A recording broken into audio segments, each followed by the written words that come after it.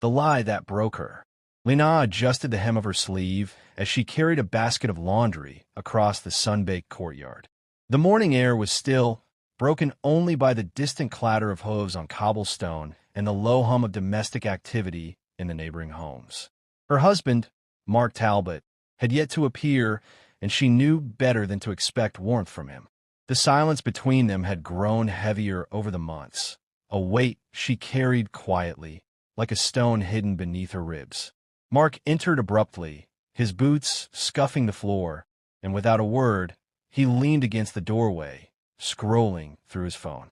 His expression was indifferent, but Lena had learned long ago to read the subtleties, the way his jaw tightened, the brief flash of irritation when she approached. He looked at her now with a calculated detachment, the kind that spoke of a man convinced of his own cleverness. "Why are you standing there?" he asked, his tone casual but sharp, like a blade disguised as cotton. "Didn't I tell you to finish the chores before noon?" Lena lowered the basket, her fingers brushing the woven straw. "Yes, Mark," she said softly, aware that anything more might be met with ridicule. He sighed, tossing the phone onto the table. "You're useless," he muttered.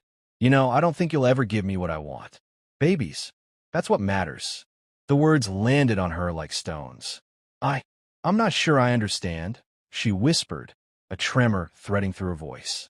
Mark waved a hand dismissively, already half engrossed in the next message on his phone. "You heard me. The doctors say it's unlikely. Honestly, Lena Baron." She froze. The word echoed in the quiet house, more cruel than any shout. Baron. Useless.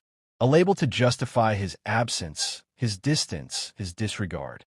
He had spread the story at gatherings, whispered to friends, letting pity and disdain drip over her name. The neighbors treated her differently now. Soft glances, hushed tones, but it was worse than any outright insult. It was isolation disguised as concern. Lena's hands shook slightly as she placed the basket down. She remembered the last dinner, the polite yet pitying smiles, the way women murmured about how sad it was for a wife to be useless. Every glance, every whispered word, carved deeper into her chest. Yet she stayed, because leaving would require a courage she had not yet found. A knock came at the door, a loud, deliberate rapping. Mark glanced up, irritation flickering across his face. "Go see who it is," he said, as though the task were beneath him but still necessary. Lena opened the door to find a man on horseback, tall and broad-shouldered, with a wide-brimmed hat shading his face. The horse shifted beneath him,